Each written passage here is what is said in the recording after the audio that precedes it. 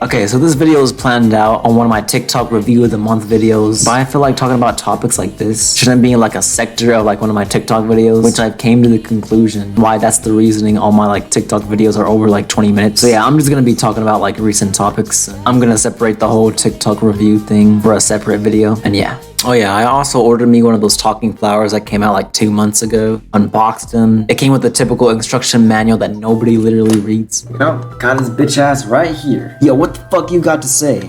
Feel like you're missing something? I don't know, am I?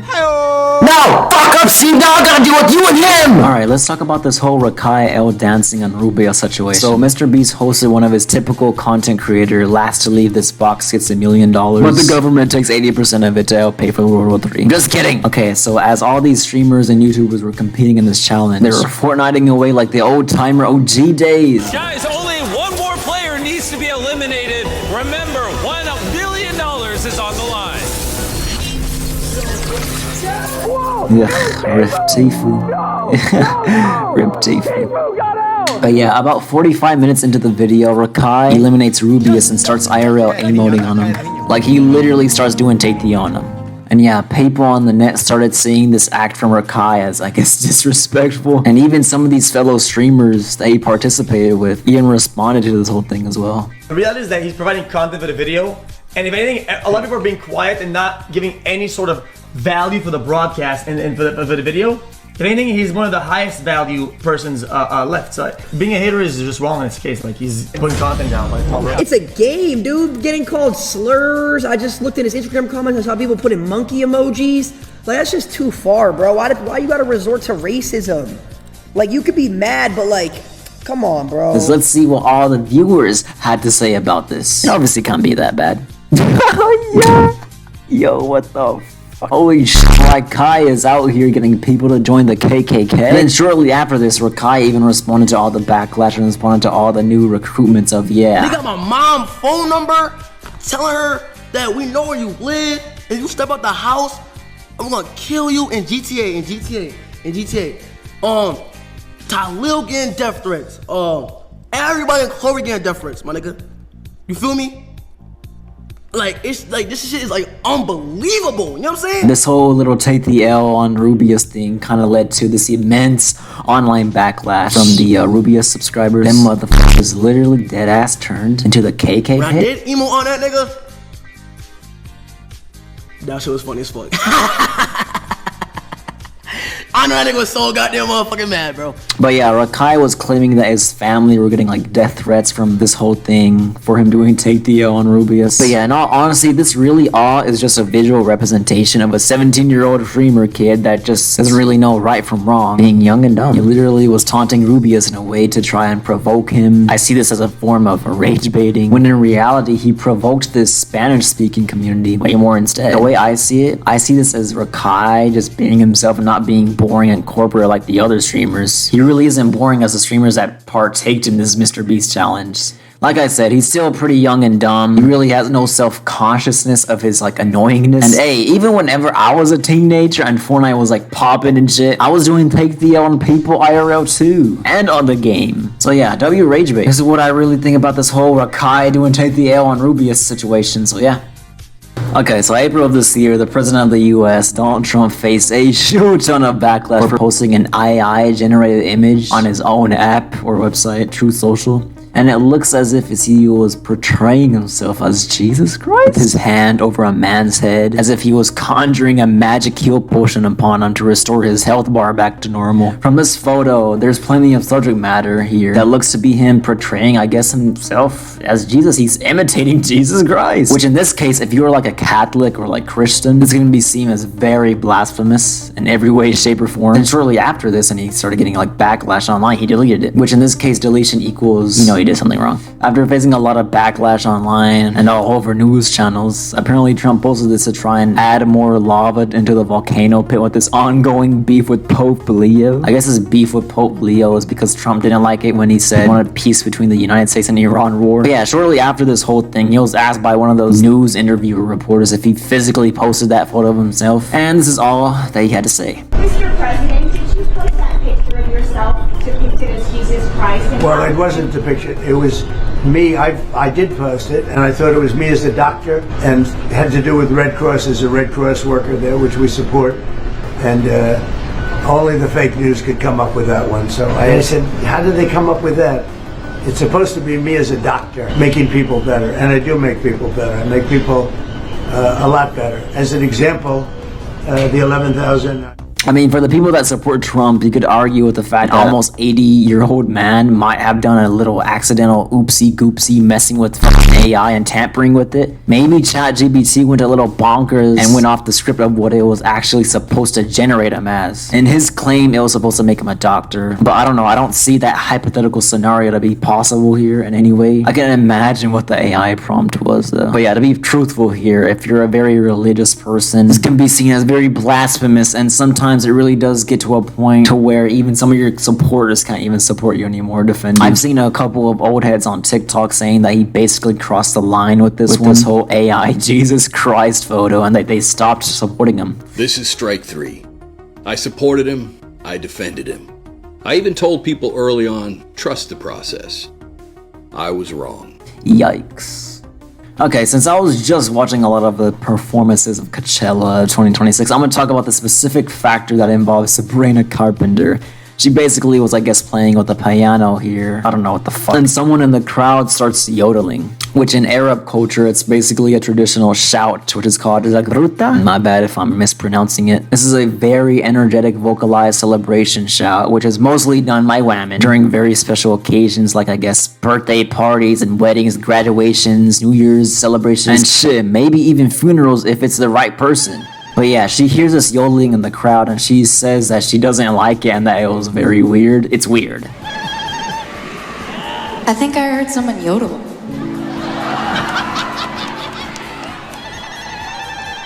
Is that what you're doing? I don't like it. So in this heat of the moment situation, if you're not Arabic and you're like a true American that supports Trump after you're posting a photo and depicting myself as Jesus, I feel like you're obviously going to be quite confused when hearing this for the first time ever. I'm going to highlight this next word I say, normal. And the reason why I say it's not normal for her to hear that is because Coachella always takes place in the States. Bro, these Americans aren't going to know what zagruta is. That's like me going into an Arby's and asking for the big arch burger that the McDonald's CEO told me to get in this food review. But I'm basically trying to say it's not niche to them. They are not specialized in this matter, which in this Sabrina Carpenter Yodeling case, she is not knowing of this Sagruta shout, and it's clearly not the norm for her to know the causing why this person started to yodel out of the middle of nowhere, in the middle of her performance. She just wasn't educated on what the purpose of this was about. Like, dude, that's literally like me trying to get everyone in America to just celebrate Marti Zord. Y'all are probably like, what the f is that? All I'm gonna say is that it happens like, I think every March 1st. See, it's just not your niche. That's literally the best way I can describe this. But yeah, she did end up apologizing on X. I don't know why, but I see this as such a sarcastical apology in every way possible. I feel like she didn't even need to apologize for her not knowing what the specific cultural doing was. But, you know, it's the internet. They'll try to cancel you for absolutely anything, so...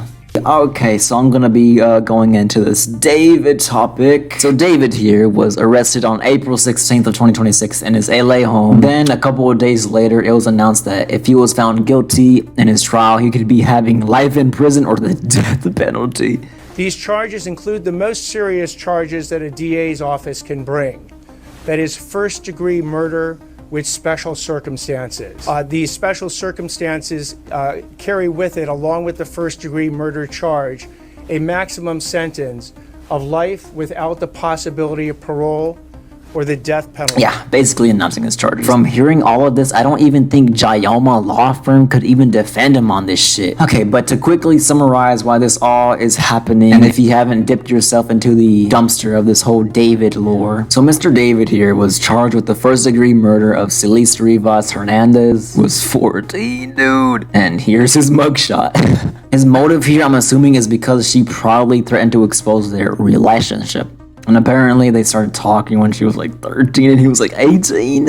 Yeah, pretty career ruining there. Yep, he was really hitting that Minecraft YouTuber classic right there. But yeah, David allegedly ordered an Uber to bring this female to his LA home and he stabs her multiple times with a like sharp object. I don't really know how to pronounce this word, but her autopsy was released and here shows that she had like a whole bunch of stab wounds and impaled her liver. And I also read somewhere that they said that her body was so decomposed that one of her eyeballs were even missing. And then to the one eyeball that was present, they couldn't even know what her eye color was. They didn't know the color of the eye. Some of her fingers were cut off, but yeah, the main cause of death here were the stabbings. And she probably just bled out to death, which is really disturbing. We believe the actual evidence will show David Burke did not murder Celeste Rivas Hernandez, nor was he the cause of her death.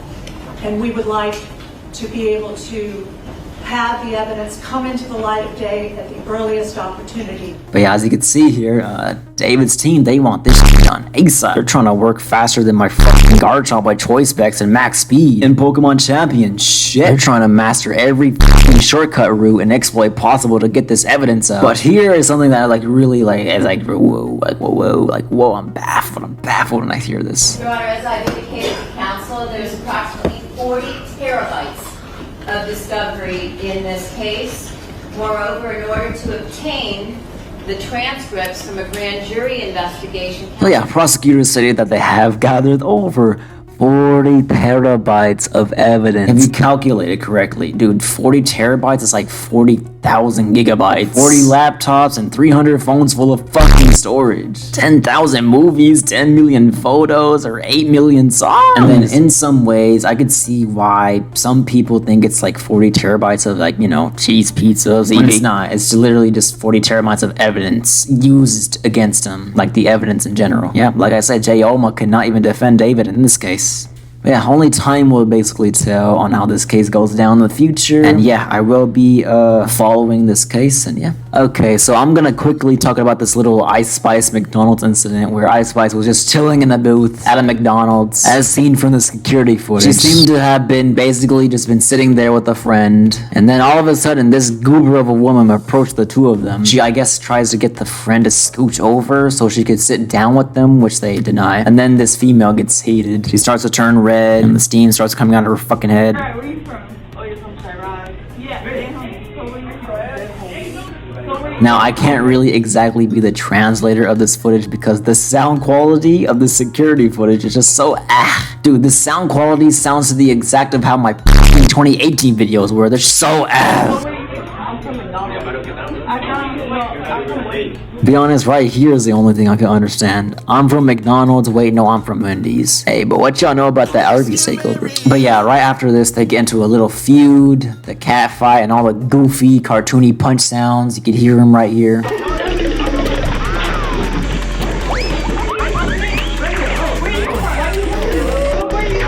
Apparently, this was taken outside the restaurant and only a phone was broken. Then the woman that attacked her first, put out a video online saying she approached to offer a compliment. And then she claimed Ice Spice was rude about the whole thing. Oh, I think that's Ice Spice over there. And I'm like, oh, for real? So I go up to them and I'm giving her and the other girl she was with compliment. And then immediately, Ice Spice was just being rude. She was like, why are you over here? You could leave. Bye. Holy Pinocchio of a response. I done lost count of how many fucking lies she's told in this video. I don't even know if she's talking about those same security footage that I saw, that you saw, we all saw. But yeah, apparently legal action by Ice Spice's team or attorney will be taken against this individual. They reported this as an unprovoked attack. And yeah, quick little funny story. Ice Spice later then tweeted out on X basically saying that this wouldn't happen at Wendy's. Then literally on May 1st of 2026, this month, Ice Spice actually partnered with Wendy's and launched some fucking Ice Spicy campaign, which, you know, basically features a spicy chicken sandwich, you know, that corporate bullshit. So yeah, I guess she got the happy ending, and yeah. Alright, so you ever wanted to attend an IRL Fortnite event? The most authentic way ever? Well, behold here, because Drake has installed an ice sculpture in a parking lot in Canada, and I'm guessing the sole purpose for this installation of this block of ice is basically a promotional stunt for an album that he's about to release soon called Iceman. Apparently 3,000 blocks of ice that weigh over like a fucking million pounds were used. And when I say this shit was a IRL Fortnite event, I'm saying to the exact, this shit was exactly that. Because I started seeing some motherfuckers on TikTok sharpening their pitchforks and lighting the torches against this whole block of ice. Motherfuckers tried setting this shit on fire. I've seen so many different utensils using this matter to try and get to the center of this ice sculpture. Man, the glaze is insane. Then on April 21st, a streamer named like Keisha got a blue folder from the ice. Guess obtained a blue folder from the ice, which revealed the album's release date, which is May 15th of 2026. Then this is where all the fun ends and the countdown goes to 0 due to, you know, all the public safety threats and shit like that. And I guess slipping on ice and intentionally setting shit on fire. The Canada Fire Services had a water hose down and they had to destroy the remaining structure with like hot steam water. Hey bro, where's Volcanion now whenever you need him? But yeah, in all honesty, great little marketing gimmick from Drake's. Oh my! That scared the fuck out of me. What did he said something about it's too late. Yes, it's 2 in the morning. It is too late. Fucking punchy bitch. Where was I? But yeah, great little marketing gimmick from Drake's end for his fans to have fun with and to also be involved with. I thought this was all just very funny to me. Never in my life being on Earth would I think I would ever live to see the day people setting fires and trying to chip away a gigantic ice sculpture to find out when the next Drake album is. Literally an IRL Fortnite event, bro. But yeah, pretty funny story. Alright, and that was me talking about all those topics. The video's about to end here because the video's about to end. La Ragebaits, stay woke.